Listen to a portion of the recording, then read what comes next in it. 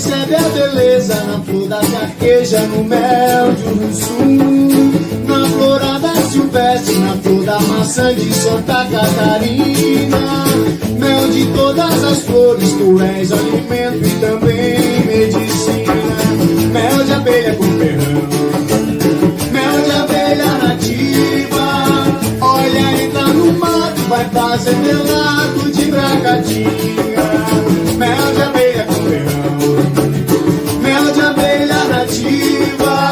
Olha, entra no mato, vai fazer melado de bracatinha. É um alimento perfeito, eu tenho respeito a quem faz zum zum zum, que percebe a beleza na flor da carqueja, no mel de Uruçu, na florada silvestre, na flor da maçã de Santa Catarina. Pra todas as flores tu és alimento e também medicina. Mel de abelha com ferrão, mel de abelha nativa. Olha, entra no mato, vai fazer melado de bracatinha. Mel de abelha com ferrão, mel de abelha nativa. Olha, entra no mato, vai fazer melado de bracatinha. Mais uma vez no coro. Mel de abelha com ferrão, mel de abelha nativa. Olha, entra no mato, vai fazer melado de bracatinha. Mel de abelha com ferrão, mel de abelha nativa. Olha, entra no mato, vai fazer melado de bracatinha. Oh, mel!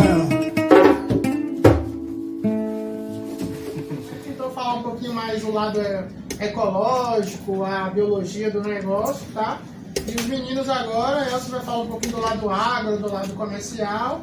Depois Arnaldo vem um pouquinho falar da parte mais de manejo, essas coisas. E a gente fecha hoje essa manhã. Depois a gente almoça junto. E de tarde a gente tem uma visita técnica lá no meliponério da gente, tá? Hoje a gente vai fazer manejo? Não. Hoje é uma aula inicial para a gente estar trocando informações, falando um pouquinho. E aí a gente vai marcar uma segunda agenda, que é a fase 2 do nosso treinamento, para a gente vir montar isca de captura, a gente cozinhar alimentação, da gente abrir a caixa, de fazer limpeza, de preparar material de captura, o líquido que a gente usa, o atrativo. Então nessa segunda etapa a gente vai para a prática. Hoje fica mais conceitual com uma visita técnica, beleza? É assim, então. Combinado.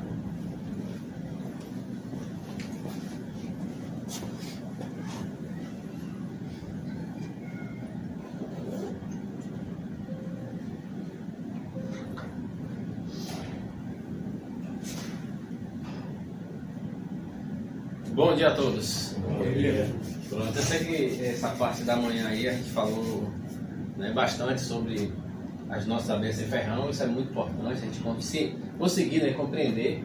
A gente sabe que a gente não consegue compreender o tempo todo, assim, no início, né, para quem está começando, mas eu vou fazer o máximo para que vocês possam compreender um pouquinho sobre o nosso trabalho em relação à apicultura. É algo que, como a gente estava falando de abelhas nativas, né, abelhas sem ferrão, a gente vai observar que agora a gente vai falar de abelhas o quê? Com ferrão. E elas são muito importantes para a nossa vida, para o nosso trabalho e também para a natureza. Até porque tem um objetivo muito importante, que é a gente poder conciliar natureza e abelhas, né? Então, aqui a gente tem, por exemplo, algo que Dayana estava falando um pouquinho, que fala a respeito do mel, né? Normalmente a gente coloca isso na rotulagem, é para que as pessoas tenham essa observação em relação à cristalização e como é que a gente vai definir ou ter uma certeza de que o mel é falso ou verdadeiro. Por exemplo, tem algo na farmácia que chama iodo e ele é um líquido. Então, se você compra um mel que ele não tem, que ele não é verdadeiro, foi feito em casa, né, fabricado pelas pessoas, o que acontece? Quando você coloca num copo, coloca 3 gotinhas de iodo, aquele mel fica preto na hora. Questões de milésimo de segundo aquele mel está preto. Então, descarta-se que seja mel. ok? O mel verdadeiro, natural das abelhas, orgânico, ele não acontece isso. Você pode colocar as mesmas 3 gotinhas, ele vai continuar sendo o mesmo mel, ok? Então, em relação à cristalização, ela ocorre sim do mel natural, porque o mel concentra muito açúcar, né? É doce, vocês sabem disso. Então, quando isso ocorre, qual que é o conselho que a gente sempre indica para os nossos clientes? Que eles vão e façam aquele banho-maria. Pega uma panelinha, não deixa a água ferver, coloca aquela vasilha ali e dentro de alguns minutos o mel vai voltar ao estado normal. O mel não pode pedrificar. Quando pedrifica, sinal que não é o que? Mel. Ok? Então vamos lá.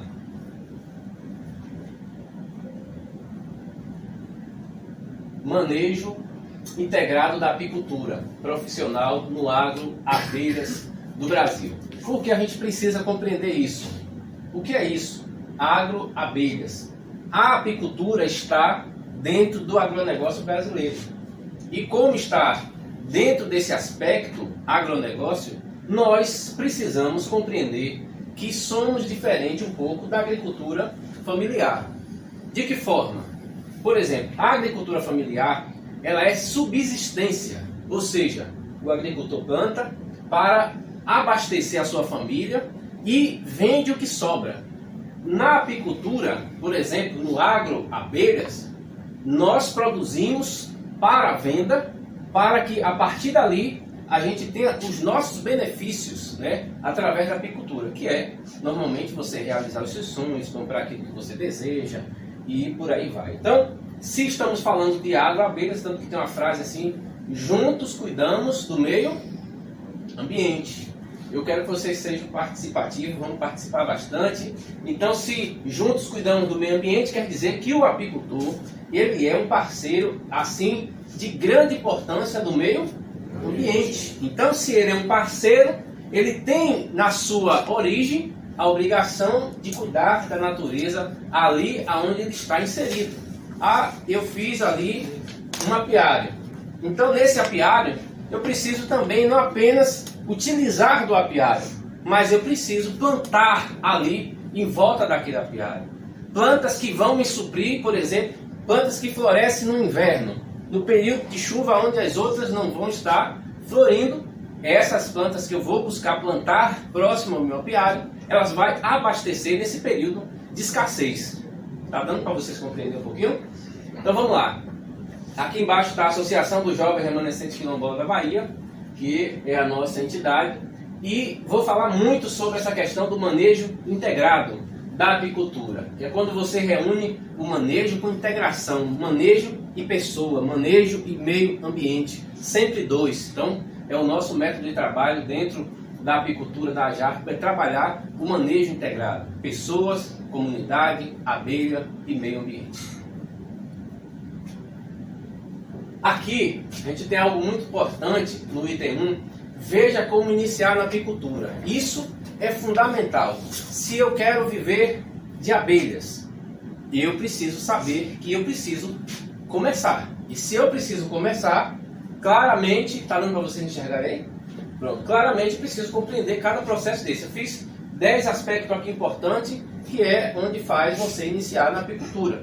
Então, vamos ao item 1. Participar dos cursos de formação técnica e contatar técnicos que atuam na apicultura para informações e pesquisa de mercado na atividade. Por exemplo, se você quer iniciar na apicultura, é aconselhável que você nunca inicie do jeito que você está. Você não fez nenhuma pesquisa, você não está, por exemplo, não tem informação de como iniciar na atividade. E normalmente... Não veio no nosso curso. Não veio no nosso curso. E o que vai acontecer? Vai fazer tudo errado. E aí os resultados que a gente vai ver lá para frente, que você queria, né, ter na apicultura, por quê? Quando a gente abre a internet hoje e vê um curso de apicultura, o que a gente vê? Por exemplo, olha, você vai faturar 100 mil, você vai faturar isso, você vai... Mas como eu vou faturar isso? Com manejo. E o manejo integrado faz parte desse negócio. A gente compreender que, como estamos no agro, é 10 degraus a mais do que a agricultura de subsistência. Então, estamos falando de agro, estamos falando de coisa grande. E se é coisa grande, por exemplo, o agronegócio, milho, soja, eles plantam porque vê bonito o milho? Eles plantam porque vê bonito a soja? Não. Eles plantam porque eles querem alcançar resultados. A apicultura integrada, ela também precisa que o apicultor tenha essa visão profissional para que ele alcance os resultados daquela atividade. E ele ganha dinheiro com aquilo. Então, vai juntar a questão do amor à natureza, do amor às abelhas, mas também do resultado que você vai adquirir com o manejo que você vai fazer integrado. Então, basicamente, nesse item 1 é isso. Item 2, fazer contatos com apicultores e associações de sua região.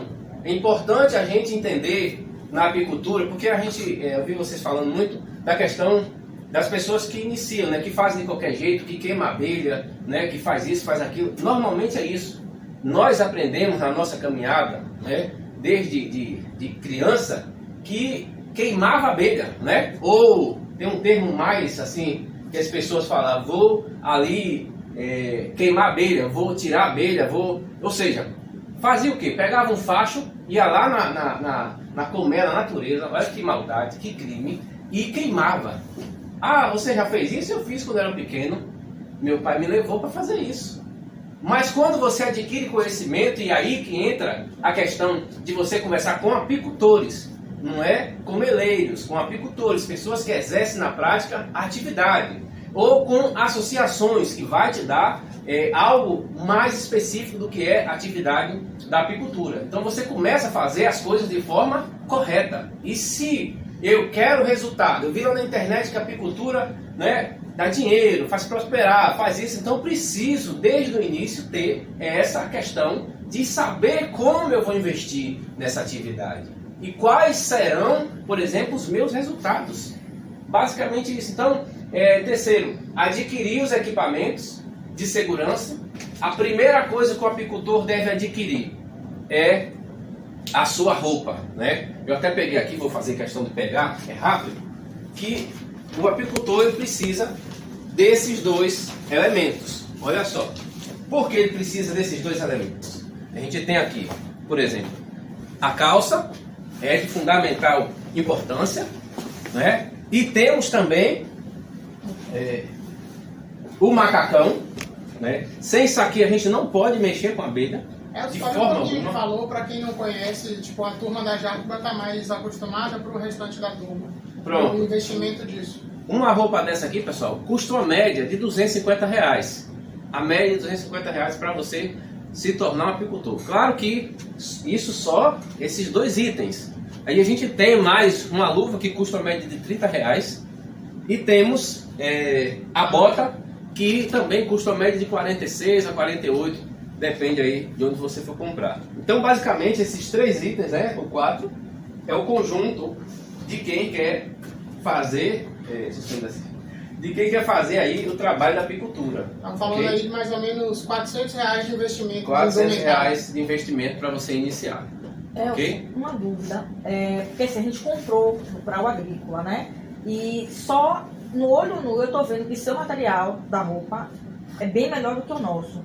Né? E assim, a gente pagou esse preço de R$187 também em uma roupa, só que ela já é tudo junto, macacão, calça. E o material é fino, ou seja, Eric quando usa, tem que botar uma calça, outra camisa por debaixo para poder usar. E essa daí eu percebo, né, que ela é mais forrada, ela é mais consistente, assim, mas... Isso. Olha só, essa roupa aqui, ela foi feita em 2007 pela Praçab. É uma roupa que a Praçab não está fazendo mais. A qualidade dessas roupas mudaram muito, entendeu? Então, assim, as roupas que eles estão fazendo hoje, a gente aconselha as pessoas a ter. Essa aqui, você ia ter que botar uma calça jeans para você fazer o manejo, ok? E, mesmo assim, se você, dependendo da forma como você vai se abaixar e suas abelhas não estiver bem controladas, você vai receber algumas ferroadas. Então, essa roupa foi dos kits que a gente ganhou, que já foi uma roupa já ultrapassada, né? Vamos colocar assim. As que estão sendo feitas hoje tem mais qualidade que essa aqui. E fininha daquele jeito? Sim. Porque a gente comprou uma na casa do provavelmente vocês compraram de brim. não serve. Se quer fazer trabalho com apicultura, tem que ser desse material para cima, ok?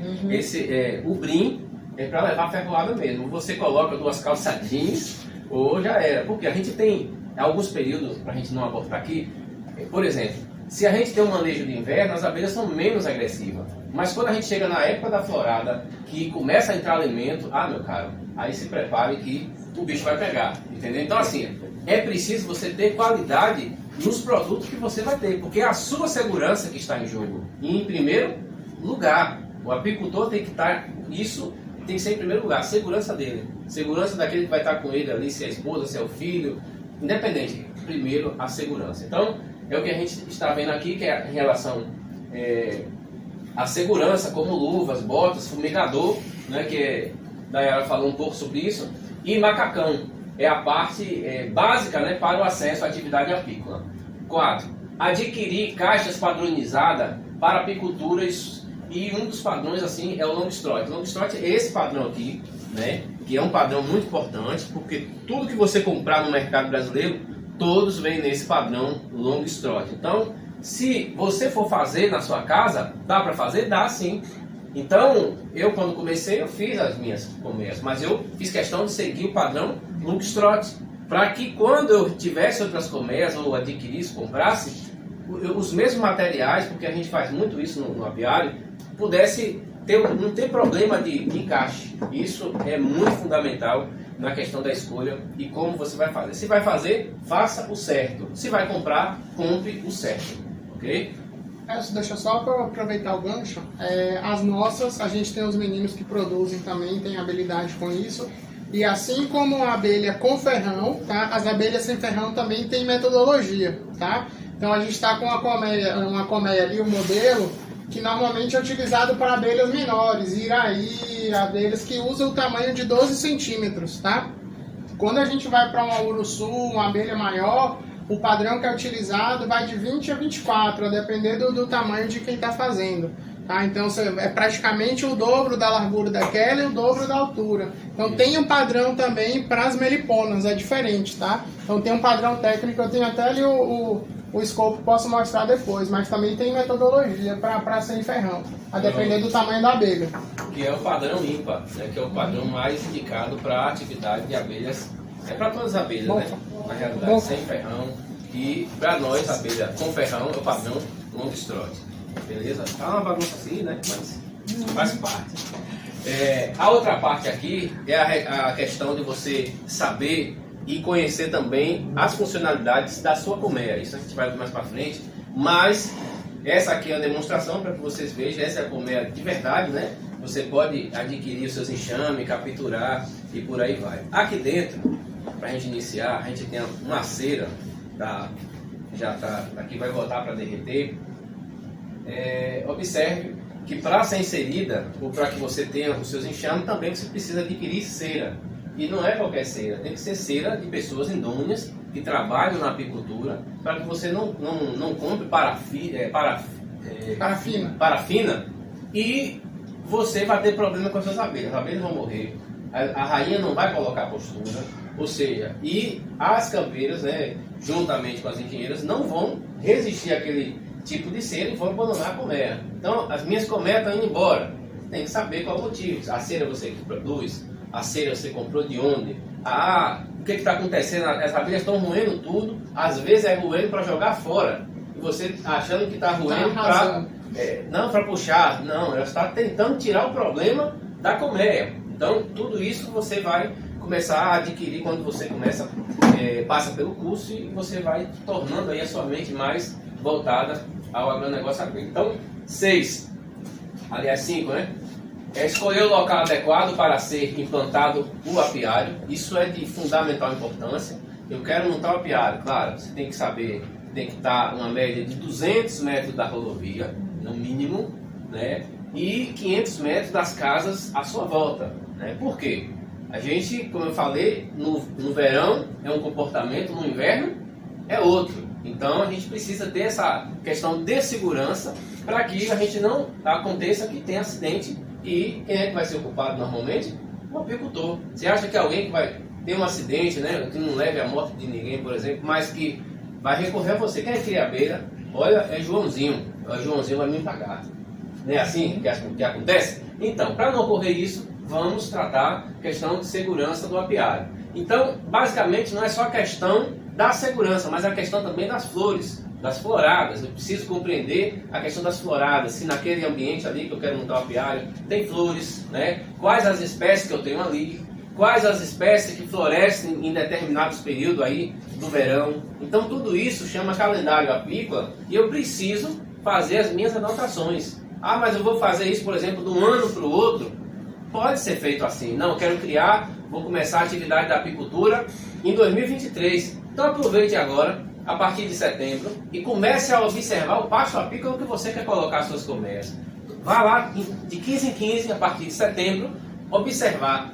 Olha, floresceu planta tal, anota no seu caderninho. Olha, floresceu depois do dia 18, do dia 25, do dia 1º de outubro, floresceu tal planta, anota lá. Então ali você vai formando o calendário apícola das suas abelhas para aquele específico apiário.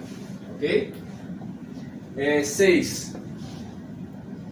Proteger as colmeias dos raios solares e chuvas com uma cobertura para as colmeias, né? Exemplo, a telha de amianto, que é a telha de eternite, como todos conhecem. Então, se eu quero colmeias saudáveis, eu preciso proteger as minhas colmeias. Nunca, pessoal, colocar desse jeito aqui, né?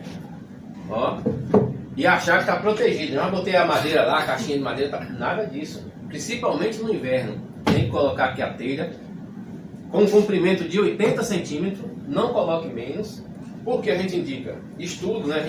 Eu fiz esse estudo aqui, e o que acontece? As colmeias que a gente colocou uma média de 80 centímetros, todas conseguiram vencer e suportar a dificuldade do inverno.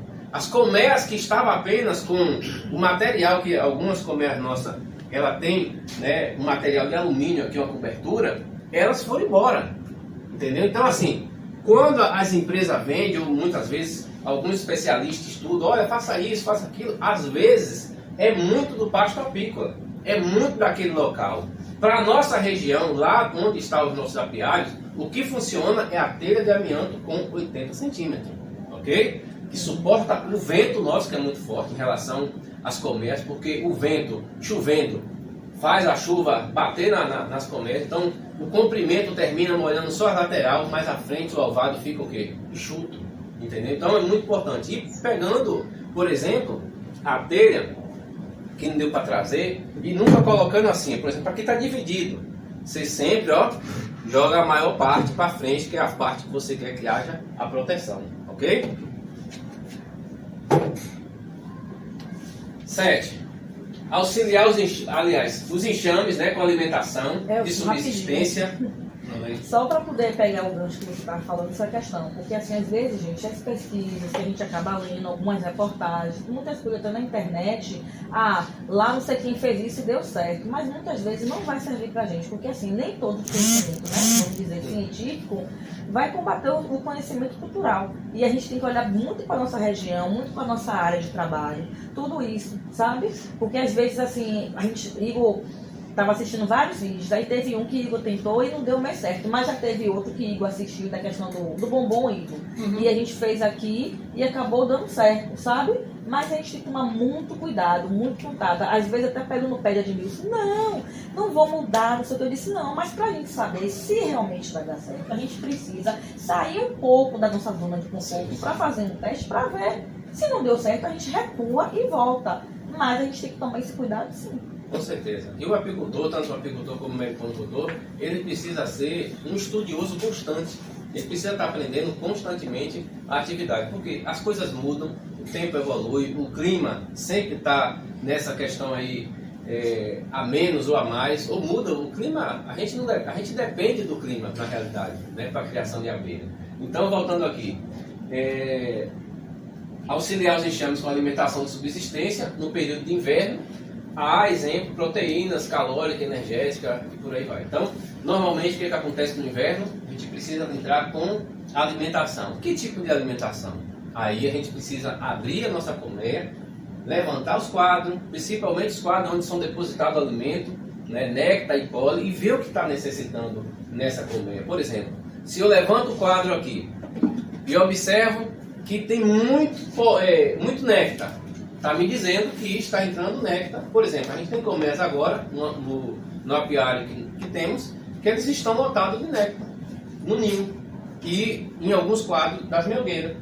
Por que está ocorrendo isso no inverno? Porque naquele local ali tem algumas plantas que florescem nesse período do inverno. Então quem é que é beneficiado? Essas colmeias. Então, se eu, nesse quadro, está bastante néctar, e se eu levo esse aqui, levanto esse, e acho aqui bastante pólen, eu não preciso entrar com alimentação naquela colmeia. Porque aquele pasto apícola está me dizendo o quê? Que está conseguindo abastecer a demanda das minhas colmeias. Agora, se eu chego lá, levanto, né, o quadro, e eu fui procurar pólen, e não tem pólen, isso está me dizendo que eu tenho que entrar com alimentação proteica. Eu preciso entrar com alimentação para que as abelhas consigam, a partir daquele momento, substituir a alimentação da natureza que está em falta. E qual que é essa alimentação, por exemplo? Isso aqui. Isso aqui é um bife proteico, tem 200 gramas. E isso aqui a gente normalmente pega uma faquinha e faz vários cortes, coloca em cima dos quadros de ovos, né, e crias, para que as abelhas comecem a fazer ali o armazenamento, e a partir daquele momento a postura da rainha, que durante toda a sua vida ela consome geleia real, ela vai voltar a fazer postura. Por quê? Por exemplo, as abelhas são inteligentíssimas. Se ela percebe que não está entrando alimento, néctar, pólen, você acha que ela vai colocar, já que uma rainha pode chegar a produzir uma média de 2.000 ovos dia, 3.000 ovos dias, depende muito do tipo da rainha. Você acha que ela vai continuar colocando ovos na mesma frequência, sabendo que as suas filhas vão nascer e vão passar fome? Elas não colocam. Então ela reduz os ovos naquele quadro e posteriormente, reduzindo a postura, o que vai acontecer? Vai faltar abelhas. Então, por isso que a alimentação proteica e energética, ela precisa ser aliada do apicultor. E o apicultor precisa compreender isso. E se ele não alimenta as abelhas, ela vai ficar a Deus dará, né? Ou seja, elas não... Pode falar. O bife proteico tem o que? Qual é a composição disso que vocês falam? Pronto. Esse bife proteico aqui tem uma média de 20% de carboidrato. É um bife simples que substitui, né, normalmente o que a gente vê por aí, que é a questão da soja, sabe? Da levedura de cerveja. Esse aqui tem milho, pó do milho, mel e um pouquinho de sal, normalmente a gente coloca, né, para dar o balanço, e um pouco também de própolis, 3 ou 4 gotas, mas depende da quantidade que você vai preparar.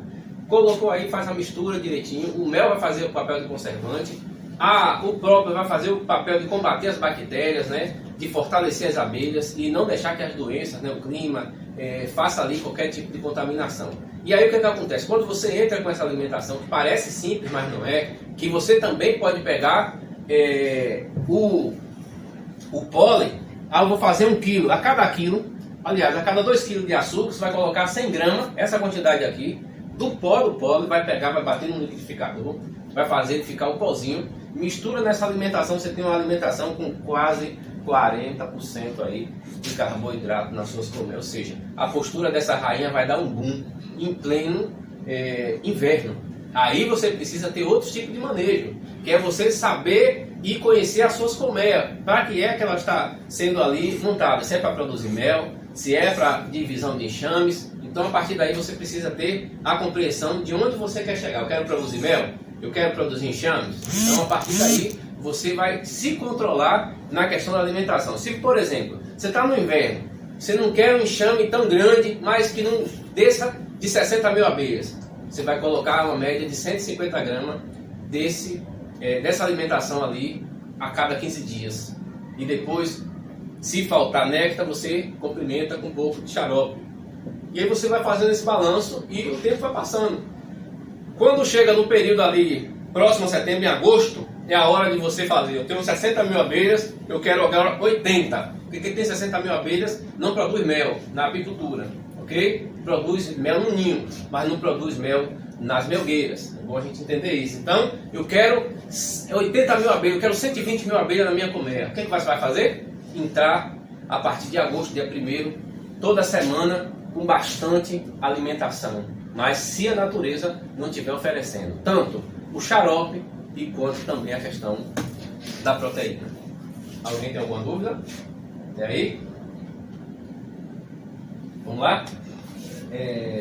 Pessoal, fala, viu? Participe. Manter a limpeza e sanidade apícola na colmeia, com permanente controle de varroas e forídeos, que é o inimigo natural das duas atividades, tanto da meliponicultura quanto também da apicultura. Então, se eu preciso ter essa questão de controle da sanidade, eu preciso saber ir visitar o meu apiário. O apiário você precisa ir toda semana no seu apiário, ou no máximo 15 dias. Então, por quê? Em um momentinho desse, ocorre um ataque, por exemplo, de taioca, né? Se o seu enxame não tiver enxame forte, pessoal, não morre por causa de taioca. Pode colocar isso aí e eu garanto para você, não morre. Ou seja, elas não deixam a taioca entrar. A taioca seria formiga? É uma formiga grande, né? Maiorzinha. Tem taioca, tem formiga de fogo, todos esses inimigos naturais gostam, mas gostam de enxame fraco. Florídeos gostam de enxame fraco. Nunca você vai ver florídeos nem enxame forte. Nunca você vai ver, por exemplo, taioca dentro da caixa de enxame forte. Nunca, nenhum tipo de formiga. A gente teve um teste no apiário, que a gente tirou com o apiário escola, e quando a gente chegou lá tinha mais em cada colmeia, aquelas 12 que eu falei, em cada colmeia tinha uma média de 2 kg de formiga. E umas 100 abelhas, mais ou menos, a 200 abelhas em cada monte de formiga desse. Então eu fiquei assim com o cara, caramba, por que isso aconteceu? Né? E aí eu fui observando, fiz o manejo todo completo e fui observando as colmeias tudo topadas. Ou seja, colmeias de 80, 90 mil abelhas. As formigas não têm sossego. Se elas tentarem, elas morrem. Entendeu? Ou seja, elas não conseguem invadir. Resumindo, elas não conseguem invadir colmeia forte. Colmeia fraca, elas fazem a festa, expulsam as abelhas de dentro e ponto. 9. Efetuar a colheita do mel quando os favos estiverem maduros. Exemplo, favos operculados. Ou seja, isso aqui, pessoal. Cadê aqui? Isso aqui é um favo. Olha aqui. Ok? Para que eu retire esse favo, eu preciso que ele esteja completo e vai ter uma cera branca, né? Normalmente aqui em cima, era para colocar no slide, terminei não colocando. E aí vocês vão observar aí, nesse momento que está todo fechadinho, aí sim eu posso colher. O mel está maduro. Por quê? Se eu, na minha ganância, quero colher o mel não está operculado, o que vai acontecer? Vai azedar. Porque parte desse mel ainda está néctar, né? Ainda está com muito excesso de néctar, muito açúcar ainda e muita água. Ou seja, o mel ele tem uma porcentagem de água muito baixa. Muito baixa. Por isso que quando a gente, normalmente os apicultores antigos colocam assim, não, eu tenho 1 litro de mel. 1 litro de mel é 1,4 kg. Então o nosso mel, o apicultor, não vende mel a litro. Ok? Se eu vou vender no litro, eu tenho que vender a 1,4 kg no litro. Que hoje, na Jarca, custa R$70. Né? 75, né, Janine? R$75. Ou seja, a gente precisa mudar a mentalidade, tanto do manejo integrado, quanto também da venda, da comercialização dos produtos das abelhas. 10. Para manter a qualidade do mel para extração, deve-se utilizar de equipamentos e recipientes centrífugas higienizadas, além de utensílios limpos, mais boa aula a todos, né? Que a gente vai continuar para outra parte. Então, assim, tudo que é colocado, por exemplo, ligado a ser profissional. Olha aí. E durante os períodos chuvosos, por exemplo, tem por principal objetivo aumentar constantemente sua produtividade e melhorar significativamente, né? Qualidade genética dos seus enxames com seleção aplicada, segundo um cronograma e orientação técnica aplicada. Então, se você quer fazer com que o seu produto, o seu negócio, o seu apiário seja um apiário produtivo, você precisa ter uma cronologia de trabalho. Então, eu preciso ir 2 vezes no mês, eu preciso ir 1 vez na semana. Você precisa estar fazendo esse cronograma, e esse cronograma é você que decide. o que é que você quer fazer com essa atividade. Ah, eu quero produzir só 100 kg de mel. Então você é o apicultor do terceiro exemplo que a gente deu ali. Então, mas se você quer ser o primeiro, né, o segundo, o primeiro e o segundo, você precisa ter o gerenciamento do seu negócio. Eu preciso gerenciar as minhas ilhas. Por exemplo, na Jardim a gente tem uma cronologia de trabalho, aonde a gente sabe a colmeia 1, a colmeia 2, a colmeia 3, a colmeia 4, o que a colmeia 1 produziu, o que a colmeia 2 produziu, o que a colmeia 3 produziu, se foi dividida, se é mãe, se é filha, se é avó, se é neta. Ou seja, por que isso? Porque a gente está fazendo a base para um trabalho e para uma produtividade que dentro de mais ou menos 2 anos, a gente vai ultrapassar as 500 colmeias. Então, se a gente precisa não apenas ultrapassar ou crescer em número e quantidade, a gente também precisa crescer em qualidade dos nossos enxames. Então, tudo isso é somado ao manejo integrado. Qualidade com crescimento, né, planejado. 3. Manejo integrado durante o período seco tem por principal objetivo manter os enxames altamente produtivos, evitando perdas e, além disso, fazer o aproveitamento das floradas sazonais desde o início dos primeiros botões florais. Ou seja, a partir de setembro, do dia 20 de setembro, para nós aqui, né, da nossa Mata Atlântica, a gente já tem que estar pronto, porque a gente já fez um trabalho no período, né, de entre-safra, que é o período que não tem mel, mas, né, tem essas floradas sazonais ali, e que você aproveita ou para alimentar ou não as suas colmeias, dependendo do pasto apícola, e nesse período é que você define.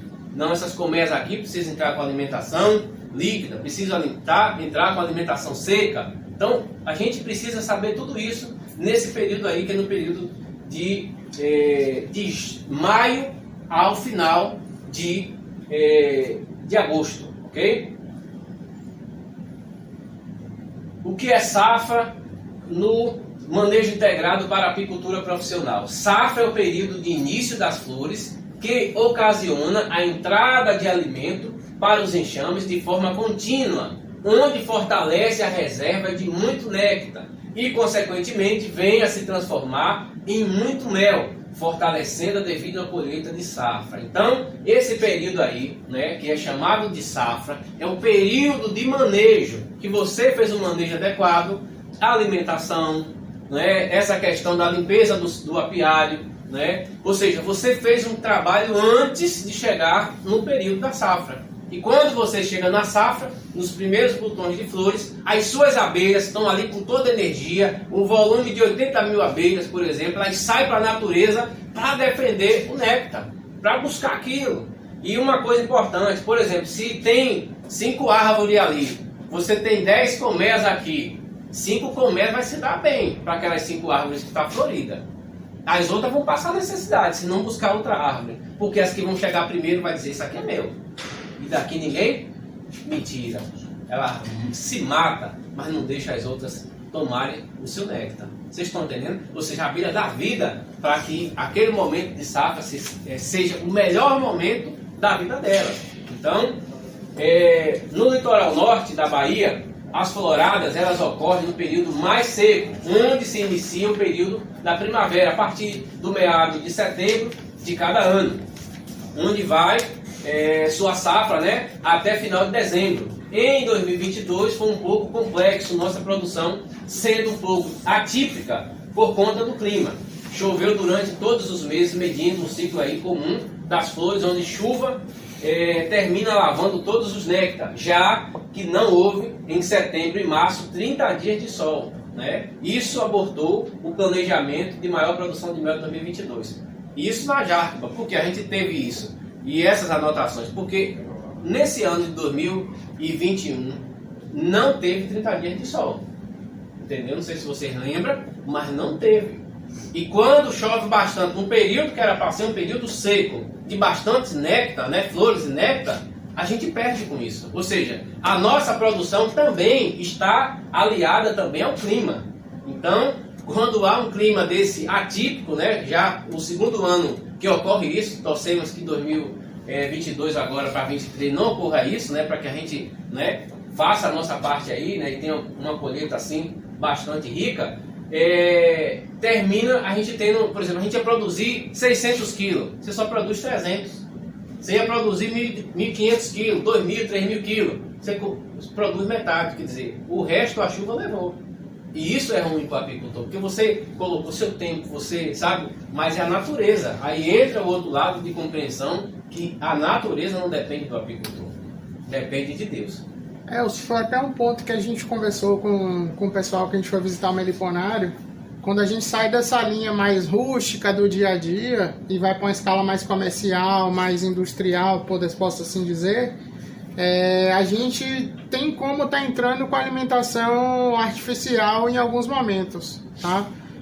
E até em momentos que, como você falou, foi atípico, são novas possibilidades da gente não só se programar para ajudar naquele período de chuva do segundo semestre, mas que talvez tenha uma necessidade da gente se adaptar ao momento que a natureza está vivendo. Talvez em fevereiro e março a gente vai ter que colocar alimentação. Então, assim, a gente não pode ficar esperando para se lamentar que choveu ou não. Se a gente está desenvolvendo isso como atividade profissional, a gente tem que se adaptar àquilo ali. Choveu, muda o planejamento. Claro que tem técnica, tudo, mas é o modo que eu vejo. A gente não pode só, choveu, acabou, não. A gente tem que se adaptar. Se choveu, como é a metodologia que a gente trabalha com chuva, com frio, com vento, e aí é mudar o jeito da gente trabalhar. Acho que é isso que a gente tem que se adaptar também. Porque de agora em diante, mudança climática é o que mais vai ter. Se a gente se prender que agosto, setembro, julho é mês de chuva, isso era 20 anos atrás, há 10. Agora a gente não sabe nem mais quando é verão, quando é inverno, e no verão tá chovendo, então a gente tem que mudar um pouquinho dessa concepção da gente, tá? Isso foi algo que o rapaz falou com a gente e algo que eu mudei um pouquinho, tá? A gente conversa muito com o Edmilson, não sei quando não precisa, a gente está tratando as abelhas de forma diferente, a gente tem que dar suporte, é bombom de pólen dentro da caixa, é alimentação dentro e fora. Então, a partir do momento que deixa de ser natural, como está na natureza, e passa a ser uma escala comercial, a gente tem que fazer um investimento. O investimento não está só na roupa, não, está no suporte ao animal. Então, se a gente ficar só lamentando, a gente não produz, tem que dar suporte. Não, por isso que é importante essas idas no apiário, o apicultor, semanal ou no máximo quinzenal. Porque ali você vai estar vendo as necessidades daquela colmeia. Porque às vezes a gente tem flores ali naquele momento, mas se ocorreu um ciclo atípico e aquelas flores aproveitou por conta desse clima e a florada era para ser a partir do dia 20 de setembro, ela fez antes, que é o caso de muitas plantas lá no apiário. E aí, entendeu? Ou seja, ela vai começar esse ciclo de reprodução no mês seguinte, ou seja, lá para outubro, algo que a gente estava esperando, em setembro ela vai, puxar para lá. E teve plantas esse 2021, 22 agora, que floresceu no período 2 vezes. Era para florescer uma vez só, floresceram 2 vezes. Entendeu? Então, assim, é algo atípico. E aí o apicultor profissional ele precisa estar atento a tudo isso. Entendeu? A toda essa questão de elevação do clima. Essa fala de você é muito importante nisso, quando se passa a ter uma escala de comercialização. Sim. Por quê? Porque o que a gente percebeu é que muitos apicultores ele fica tanto preso o tempo e tanto preso às empresas, né? A gente tem esse dilema agora que as empresas estão plantando os eucalipto, né? Ele não flora, porque é um eucalipto para ele ser tirado mais rápido. E teve casa de mel, que isso é bom para a gente também se atentar, que ficou parada porque não teve produção de mel. Eu fui para uma feira que um rapaz disse, eu teve apicultor que não... Nessa safra passada, não tirou nem 3 quilos de mel. Eles não tiveram. Por quê? Porque eles ficaram presos a tempo, a empresa, sabe? E o nosso formato é uma escala de produção. Então a gente tem que estar sempre, se tem que alimentar, a gente vai alimentar. É indispensável de florada, de tempo, né? Outra coisa, a gente se preocupou com o animal e com o clima. Você já pensou em alguma vez adubar aquela planta que dá suporte ao seu apiário? Não é só alimentar a planta, o animal. A planta que dá suporte ao animal, às vezes você tem que perceber a deficiência da planta. Não teve florada porque foi só água? Não, às vezes está com alguma praga na planta. Então, assim, aí começa a entrar o lado, a biologia, o estudo, não é só a abelha em si. Então, é a importância do ecossistema, tá? Isso tudo, gente, é curiosidade, coisa que a gente tem que começar a aprender. Se a gente... e flora tá tudo junto. Então, às vezes, você está preocupado com a chuva, está esquecendo de alimentar a sua abelha, e aí que o investimento é alto, não é barato. O saco de milho a gente sabe quanto é que está hoje em dia, que eu aprendi hoje que eu não sabia. A gente sabe quanto é que está o quilo de açúcar, o gás que tem que fazer os da meliponas, e às vezes a gente tem que estar preocupando só com o bicho. E a planta que está ali do lado, que é algo barato, que às vezes você compra um saco de adubo que custa tanto e você pode ajudar a planta a melhorar, e está faltando isso. Talvez é outro ponto também que a gente tem que começar a estudar, aflorado, como a gente pode ajudar as plantas do local. Pronto. Tem um relato de doutorado de um professor, eu até esqueci, Odélio, que ele fala muito, ele era lá do Cariri, um sertão terrível, onde... no período nosso aqui a gente não tem esse tipo de escassez que a gente chega no verão e não tem nenhuma folha nas árvores. Aqui no nosso litoral, graças a Deus, não é assim, né? Nessa parte aqui. Já lá, as folhas, como em alguma cidade aí, Tucano, por exemplo, as folhas caem todas, fica praticamente uma árvore morta, né? Então lá, o que foi que ele fez? Ele pega a água no carro-pipa, coloca em um determinado local e ele vai controlando a dose diária daquela água, aliás, aquela árvore, as árvores principais, né, que faz esse papel de florescimento, e no período de escassez, que era para a árvore tá com a folha, né, seca lá, morta, entre aspas, tá lá verdinha, frutificando. Entendeu? Então isso é algo assim importante, porque ele conseguiu mudar a forma de manejo dele, né, e aumentar também a produtividade, porque em vez de ele estar tendo problema com muitas colmeias ali, no período de escassez ele teve uma certa qualidade, controlou mais, controlou essa questão da mortandade das abelhas, conseguiu ter enxames ali no nível médio, bom, e quando chega no período que ali é muito rápido, ele já está com uma abelha ali, com uma quantidade de abelha na colmeia já em um nível alto. Então assim ele conseguiu, né, superar a dificuldade lá desse verão tão seco dele lá. Está entre safra. Exatamente. Onde atinge um preço melhor. Isso. Vamos para esse aqui agora, profissionalização do MAP e manejo integrado de forma profissional no planejamento do apicultor. Durante a entre-safra, manejo integrado, manejo apícola de produção planejada em processo, resultados alcançados na prática, que foi mais ou menos o que Igor falou. Então, se eu preciso atingir cada resultado desse aí, seja no manejo integrado, seja no MAP, né, que é outro tipo de trabalho que a gente desenvolve, então preciso estar ligado em cada situação que acontece no meu apiário. Eu tenho que ir no apiário toda semana ou a cada 15 dias, então preciso estar observando todos esses fatores, clima, tudo. Por quê? Vai influenciar lá no final na sua produção de mel. Então se você quer produzir, por exemplo, você produziu 300 kg, você quer ficar todo ano produzindo 300 kg? Não. Primeiro que você fez uma multiplicação de enxame, você tinha 10, produziu 20 enxames. E agora você espera, nesses 20 enxames, produzir 600 quilos, não é verdade? Por quê? Com 600 quilos, o valor, né, condicionante financeiramente vai te ajudar. E, consequentemente, no período de entre-safra, você vai pegar 20 enxames e vai fazer 40 enxames. E assim sucessivamente, ou seja, a cada tempo que vai passando, um apicultor profissional, ele vai intercalando esse manejo de crescimento. Por quê? O que é que nós indicamos hoje? Não adianta você que vai iniciar na atividade da apicultura pegar e ter 20 caixas. Você vai ter problema. Então você adquire 5 colmeias, vai fazendo manejo desse ano. O ano que vem você dobra para mais 5, divide para 5, se der, coloca mais 5, faz 15. Então você vai sentindo o potencial apícola, vai aprendendo mais e vai fazendo. Porque você não pode errar. Então o apicultor, pessoal, ele não pode errar, porque erro para ele é prejuízo. Estamos no agronegócio, então prejuízo no agronegócio deixa o produtor com a mão na cabeça. Então a gente é a mesma coisa, por quê? Eu dependo 100% da apicultura, então eu preciso fazer as coisas corretas na apicultura, ter essa questão do estudo. Por isso que o apicultor e o meliponicultor, ele é um estudante permanente da apicultura, do mundo das abelhas. Precisa estar ali o tempo todo aprendendo. Eu estou em casa, estou aprendendo. Eu estou em casa, estou vendo um vídeo de alguém, estou vendo algo, né, de especialista, estou aprendendo algo, estou estudando, estou sempre em curso, estou sempre investindo em capacidade, em gestão, para que a cada dia a gente consiga produzir mais, porque o meu resultado, nós compreendemos assim, vai ser o resultado da nossa equipe, dos nossos sócios, das pessoas que estão ali na apicultura. Então, o que a gente quer chegar até 2024? Que a nossa média de produção ultrapasse os 600 quilos cada apicultor do nosso trabalho.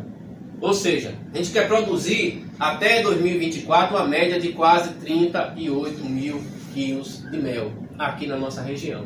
Então a gente quer alcançar o primeiro milhão. Então se a gente quer alcançar o primeiro milhão, a gente precisa fazer as coisas de forma correta, organizada, planejada, para que algo saia tudo certinho. É a manutenção dos enxames, inclusive de visão, para ampliar o número de colmeias, usando métodos e sendo acompanhado por um técnico. Importantíssimo. A gente acha que a gente faz tudo sozinho. A gente não faz. A gente precisa estar sendo acompanhado. Para vocês terem ideia, a gente ganhou agora um acompanhamento técnico do Sebrae durante 2 anos, só no processo de gestão, né, de apiário. Então você imagine, vai ainda mais potencializar a nossa formação, o nosso conhecimento, vamos trocar experiência e com certeza o resultado disso vai ser o quê? Crescimento. Entendeu? Então vamos crescer ainda mais. Mas a gente poderia dizer, não, a gente já faz o nosso manejo assim, porque eu sei assim. Não, a gente nunca sabe nada. Alguém vem, olha isso aqui, você não sabia, pô. Sabe? Você aprendeu aqui. Alguém vem e fala outra coisinha, você olhou ali, deu certo, funcionou. Porque a apicultura, eu não sei bem falar, não falar sobre isso, na meliponicultura, mas a apicultura é muito do local do seu apiário. A gente tem 2 apiários próximos um do outro. Um está a distância de um para o outro são 6 quilômetros. 6 quilômetros. Por exemplo, nesse primeiro está uma seca terrível. Não tem nada. Nesse outro, 6 quilômetros depois, a gente precisa alimentar. Caramba, mas está no mesmo litoral de 6 quilômetros de um para o outro. E aí? Vocês estão entendendo? Então é muito a questão do manejo que você vai fazer.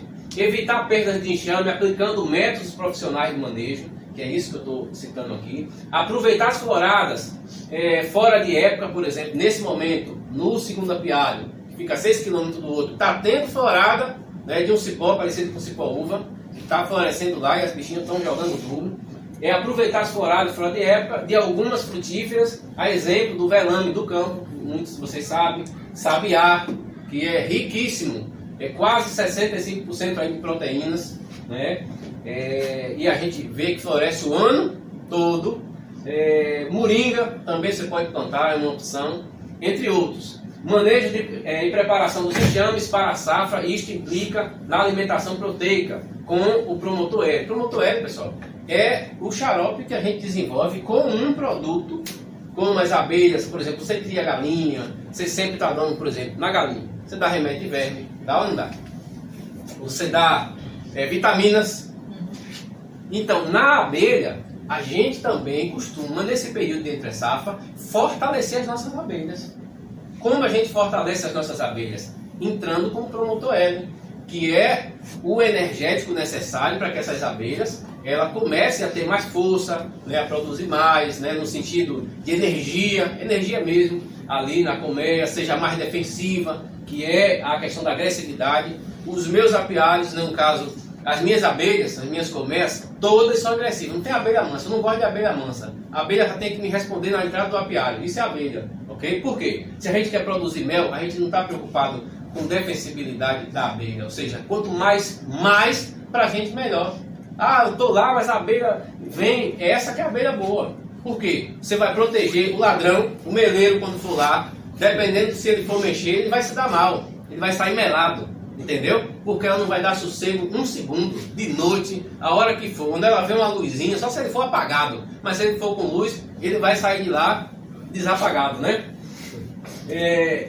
Manejo de preparação dos enxames para a safra. Seguinte, né? Isto implica na alimentação proteica com promotor hélio, que são os suplementos vitamínicos, os quais será responsável para que enxames fortes cheguem na florada com muito gás, aumentando a produção do apicultor e, consequentemente, a vida da colmeia e prosperidade ao apicultor. Então, se você está investindo, você está, sabe, investindo em conhecimento, investindo em seu tempo. Por quê? Um apicultor, anualmente, sem gasto de combustível. Não está entrando investimento de combustível. Um apicultor custa R$220 para você ir no apiário. Só você ir, vai lá. Se você for uma semana, aliás, quinzenalmente, esse cálculo está para quinzena, é 220. Se você for 2 vezes, se você for semanal, isso dobra, vai para R$440. Aí se você colocar combustível, dependendo da distância do seu apiário, isso dobra. Então, eu não posso brincar de ser apicultor, nem de ter apiário. Está tendo investimento. O meu tempo é investimento. Ok? Se as abelhas não perdem tempo, por que você que cuida das abelhas vai perder tempo?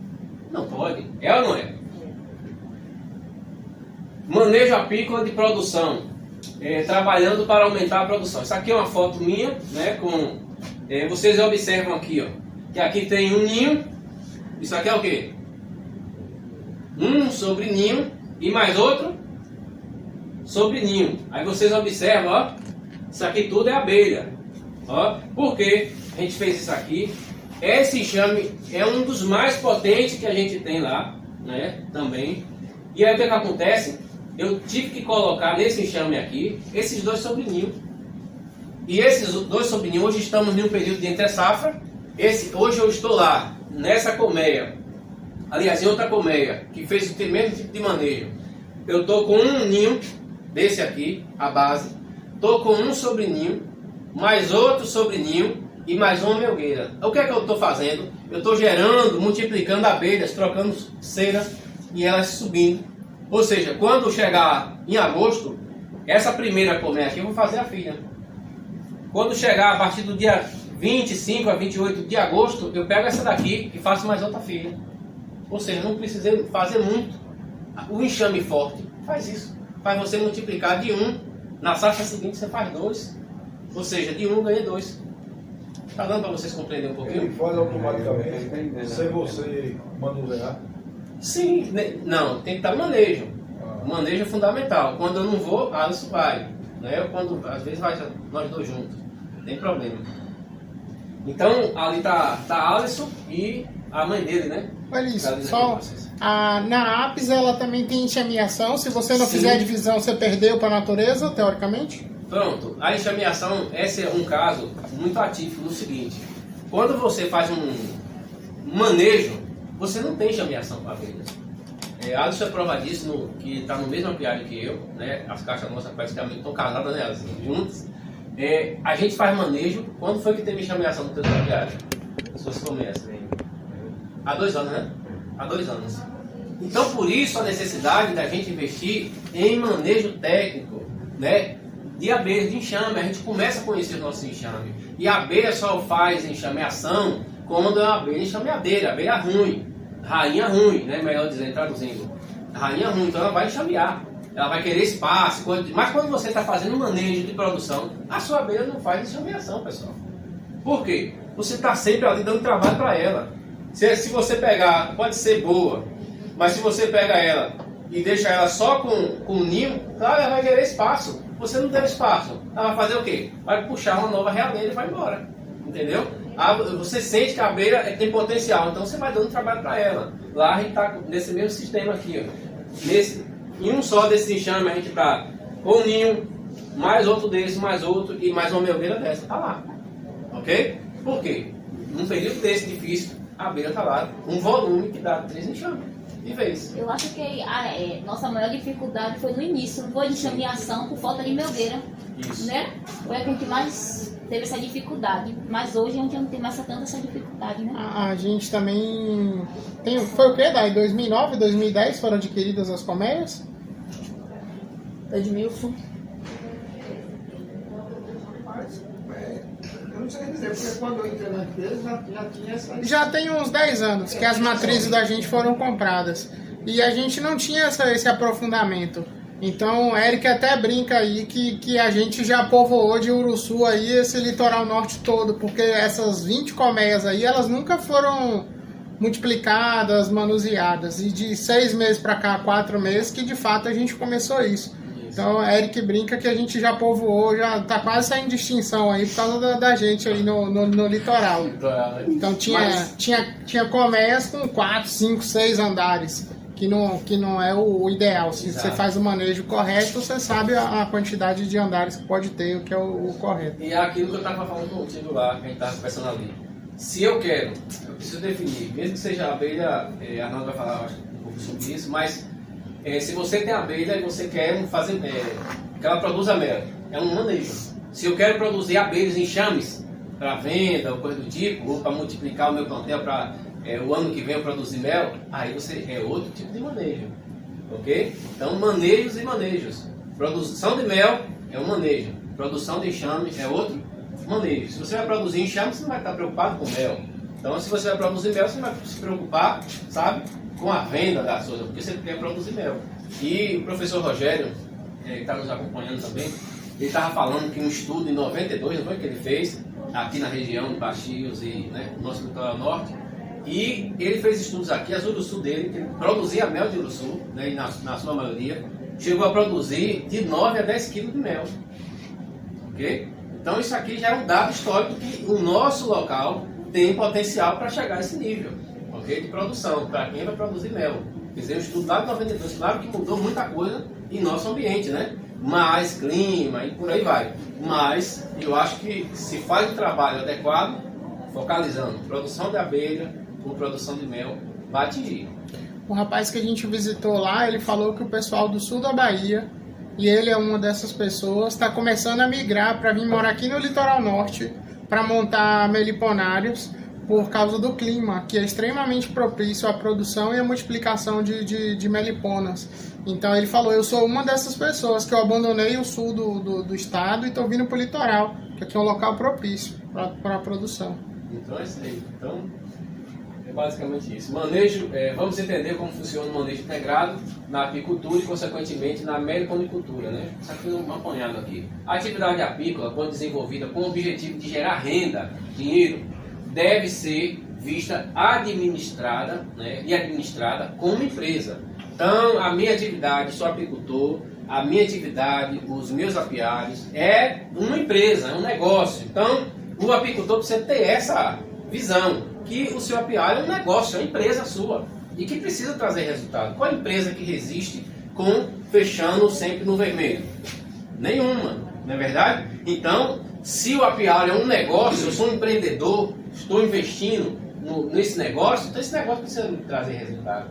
E é o que nós já vemos hoje no trabalho da Jacma, já são os resultados, ok? Do bom manejo, da forma de como a gente tem feito o trabalho relacionado à apicultura. Por quê? Precisa haver gerenciamento das despesas e receitas, a exemplo, combustível, diária do apicultor e de seus ajudantes, por exemplo, caso você vá com a esposa, vá com o filho, vá, sabe, com um amigo, tudo isso entra em conta. Ah, estou indo com meu amigo está ajudando. Sim, mas seu amigo também precisa viver. Então, é uma diária para ele. Ah, não vou pagar, está indo de graça. Mas lembre-se que tem alguém que está investindo, você está investindo. Então, precisa entrar também como custo da sua produção. Ok? Por isso que o mel do apicultor, ele precisa ser valorizado pelo apicultor. Eu não posso pegar um quilo de mel e vender a R$20. Por quê? Não está pagando para que eu vá fazer o manejo. Não está pagando nem as minhas idas no apiário. Ok? Então, por isso que o mel precisa ser valorizado, né, o mercado desse produto, além de que ele está em outro patamar entre a agricultura. Eu estou em outro patamar, sou agronegócio, então tenho que pensar como agronegócio, como algo maior. Cada colmeia é uma prestadora de serviço de polinização, ou mesmo uma fábrica de produtos e derivados apícolas. Exemplo, produz mel, pólen, própolis, cera, geleia real, apitoxina, que é o veneno das abelhas, né? E a formação planejadas de novos enxames. Então, preciso saber o que é que eu estou fazendo, porque essa empresa, né, que a gente falou no item 1, essa empresa está ali, é um apiário, e esse apiário precisa saber o que é que eu vou produzir. Eu vou produzir no período de safra, eu vou produzir mel, no período de entre safra, eu vou produzir própolis verde, é R$800 o quilo. Então eu preciso saber o que é que eu vou produzir. Então, num período eu produzo mel, no outro período eu produzo própolis. Ok? Eu quero produzir pólen também, numa área bacana, né, que dá bastante resultado. Então, eu preciso também saber se vou separar comércio também para produção de pólen. Então, o apicultor é que define isso. O apicultor é quem diz o que quer ganhar. Por exemplo, se você tem chance de produzir, calcula aí, né, por favor, 1.200 kg de mel nessa safra de 2022.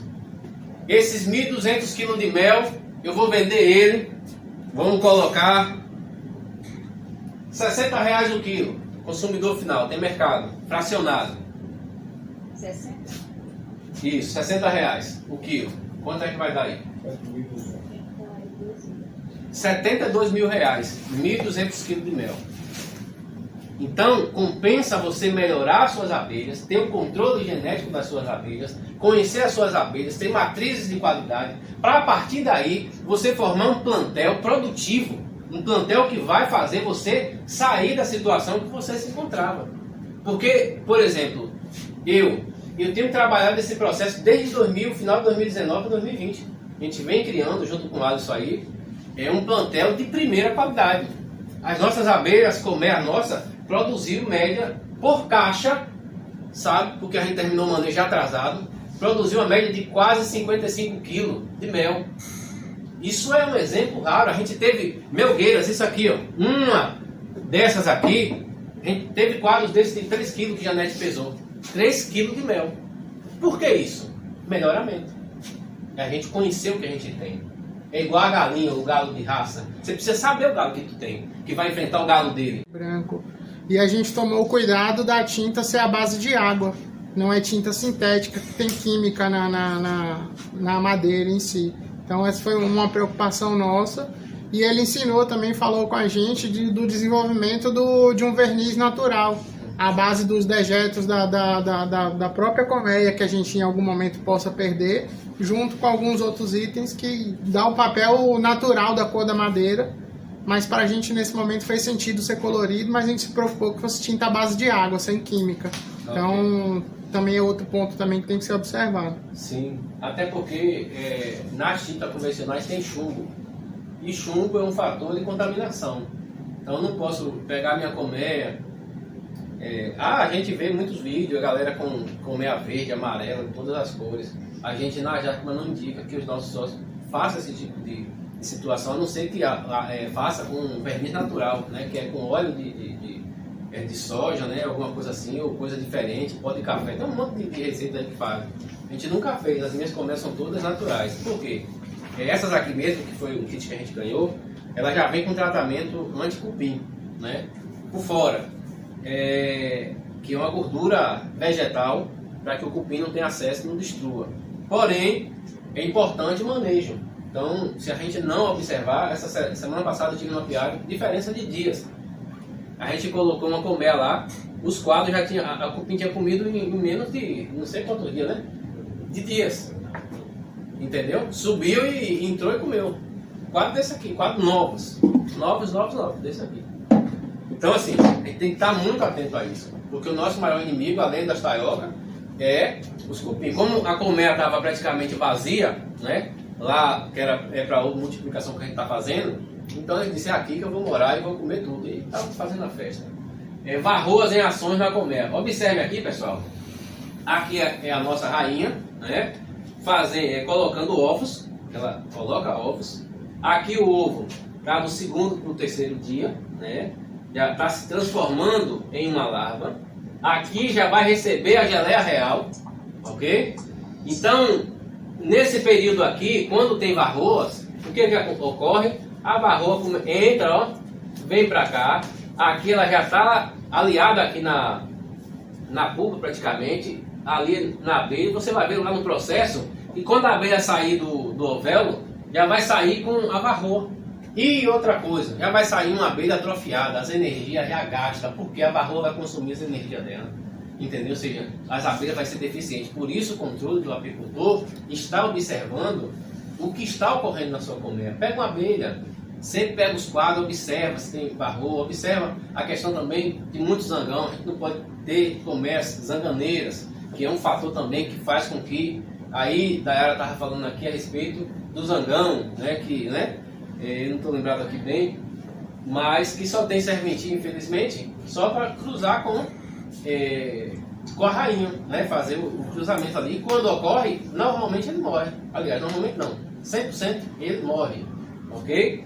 Então, diante disso, essas abelhas, e se você tiver bastante incidência de varroas, o que vai ocorrer? Sua produção vai ser zero, ok? Abelhas fracas vai longe buscar néctar? Não, sugada já. Então precisa ter bastante cuidado nesse aspecto. Controle e descontrole. Observe que aqui é uma figura que há um controle, não é? Aqui você vê que uma abelha tem uma varroa, beleza.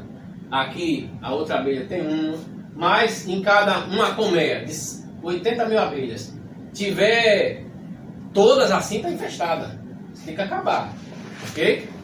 Aqui, ó, já fugiu do controle. Aqui tem 5 nessa mesma abelha. Aqui já perdeu o controle, ok? Ou seja, o manejo profissional obriga o apicultor, foi aquela frase que a gente viu lá, está no apiário semanalmente ou quinzenalmente e observar. Eu não posso apenas chegar no meu apiário, levantei, olhei. Eu tenho que observar. E observar é o quê? Ó, friamente, olhou, ter paciência, é um trabalho de paciência, observar cada situação dessa, para que você não seja pego de surpresa. E aí, quando é pego de surpresa, assim, poxa, era para eu ter observado mais. Mas agora é o quê? Tarde. Ok? Tipos de colonização das rainhas existentes na apicultura do Brasil. Em nosso litoral norte, a nossa incidência de rainhas, está vendo isso aqui? É uma rainha parecida com um tipo de rainha, normalmente lá da Argentina, que é a Bugafest, né? Elas são mais amarelas. Mas no nosso litoral norte tem esses dois tipos. Mas a predominante é aquela rainha ali, ó. A rainha que tem um abdômen mais escuro, mais comprido, né? E é a rainha que está mais nessa incidência aqui no nosso litoral norte, ok? De cada 10 caixas, você vai ter 9 com aquele perfil e apenas uma com esse perfil, ok?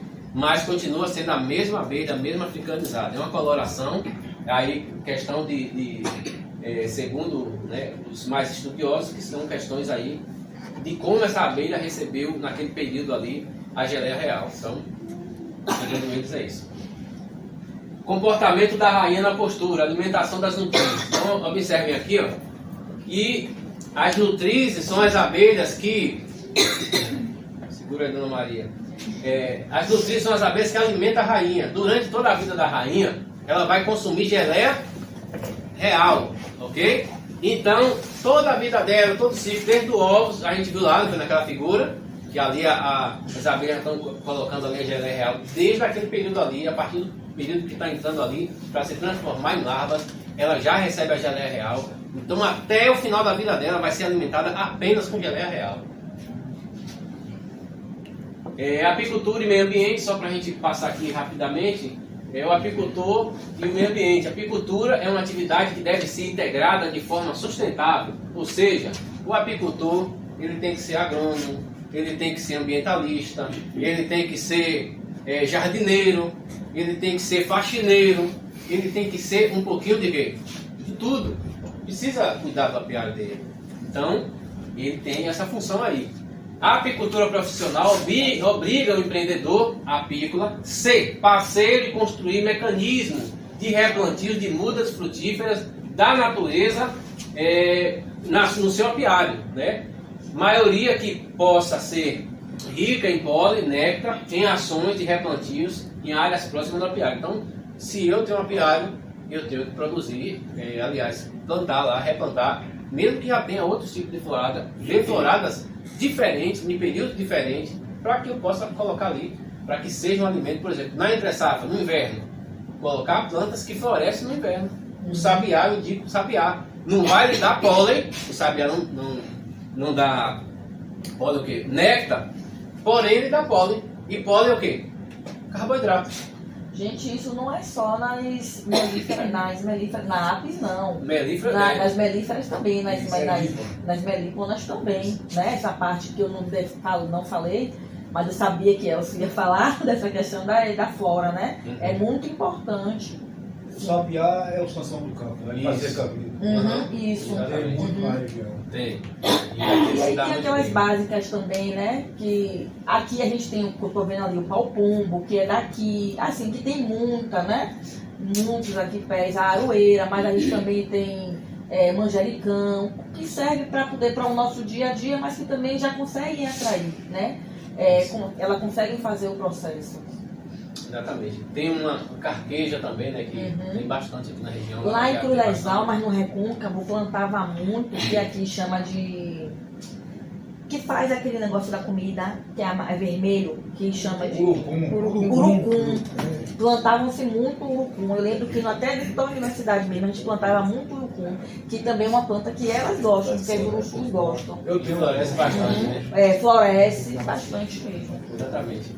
O apicultor profissional compreende a importância, missão e construção entre o meio ambiente como o maior polinizador natural e a sua condição. Sendo assim, este investe em novas mudas e novos replantios. Então, observe que a consciência do apicultor é fundamental. Exemplo que nós temos na nossa região é o pau-pombo, da semente aí gratuita. Agora mesmo a gente vai fazer, vai colher bastante semente para fazer replantios. Então é muito importante, porque o mel do pau-pombo é uma coisa rica, sabe? Deliciosa. Não sei se vocês já experimentaram, mas é uma delícia, algo assim sublime, né?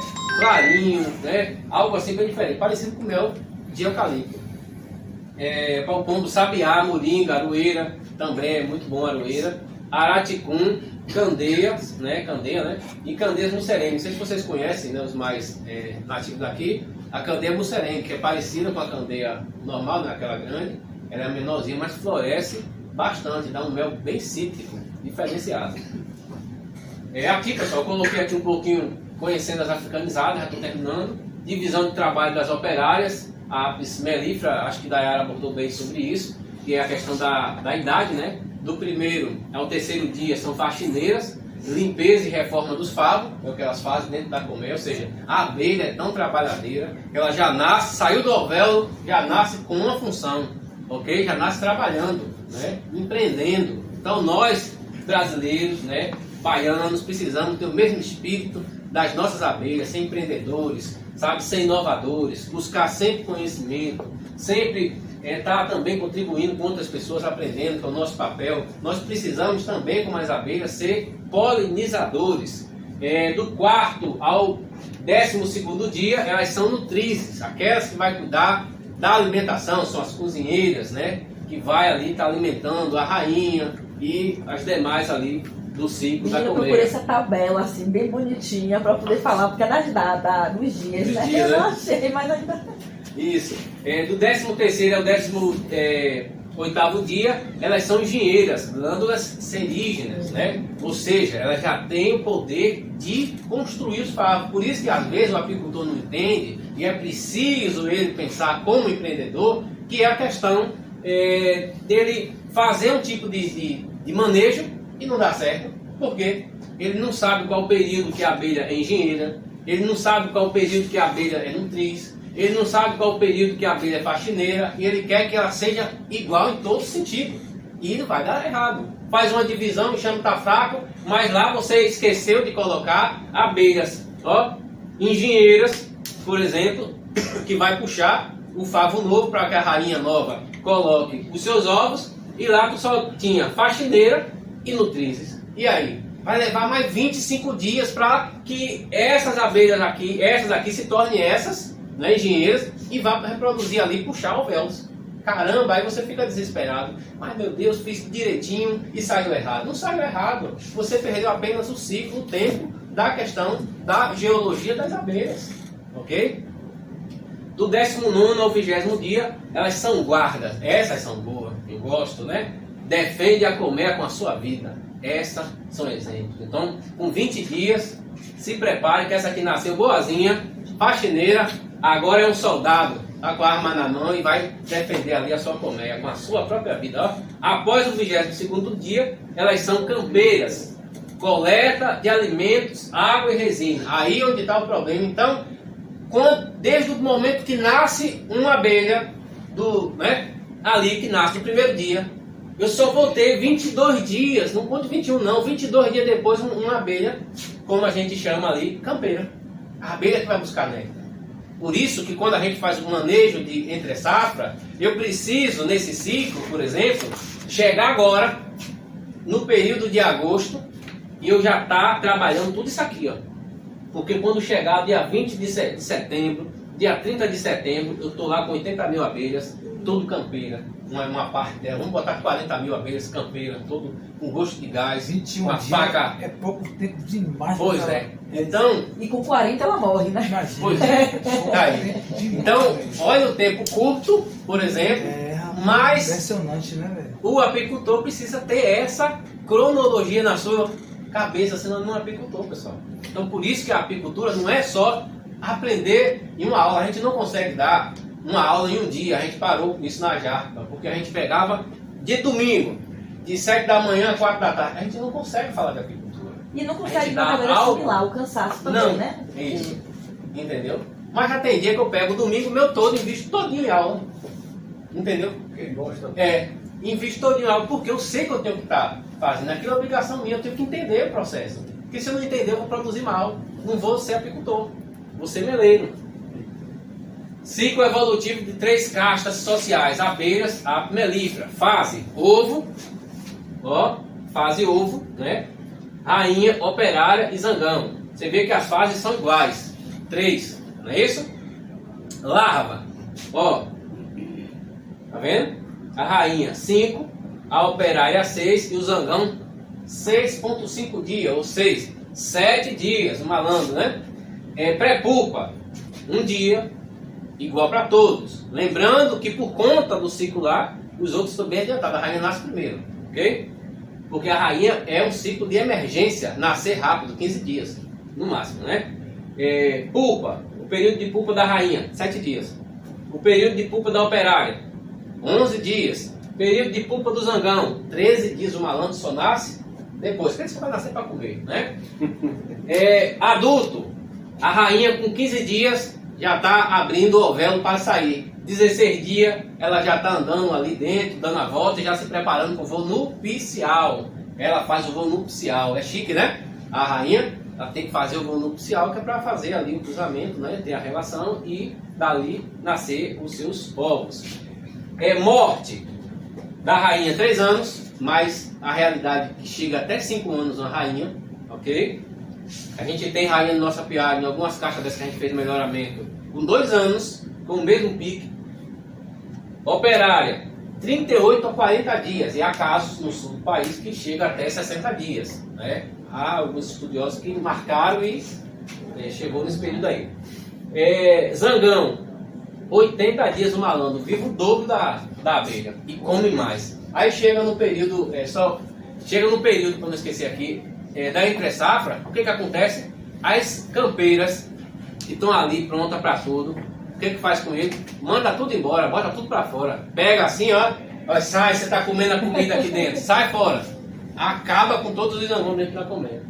Entendeu? Pode falar. Quando você fala dessa tabela aí, da rainha, você está falando da princesa, né? Sim. É porque aqui a gente coloca a rainha, porque ela é uma rainha, né? Ah. Só a fase inicial que ela é uma princesa, mas a gente enquadra ela como rainha. Ciclo de reprodução das apis melíferas, abelhas africanizadas. Olha isso aqui é um quadro, ó, o melhoramento, pessoal. Olha o tipo de manejo dele, que levou, né? Esse manejo aqui levou a estar um quadro desse aqui todo operculado de crias, praticamente entrando numa fase de cria maduras. Ok? Então esse aqui, com um quadro desse aqui, você vai arrebentar a apertura. Mas se você chegar lá e ter quadro assim, ó, tô fazendo isso aqui, ó, assim, troque a rainha urgente que vai dar prejuízo. Ok? Aqui a gente vê, né, as larvas na geleia real, ovos, e a gente vê a rainha em posição de colocar a postura naquela figura ali. Elício Neves, professor em Biologia das Abelhas, diretor de Comunicação e Planejamento da JAFMA, diretor-geral do Centro de Formação para Empreendedores Rurais. Obrigado a todos pela atenção. Elício Neves, assessoria e consultoria apícola. Muito obrigado.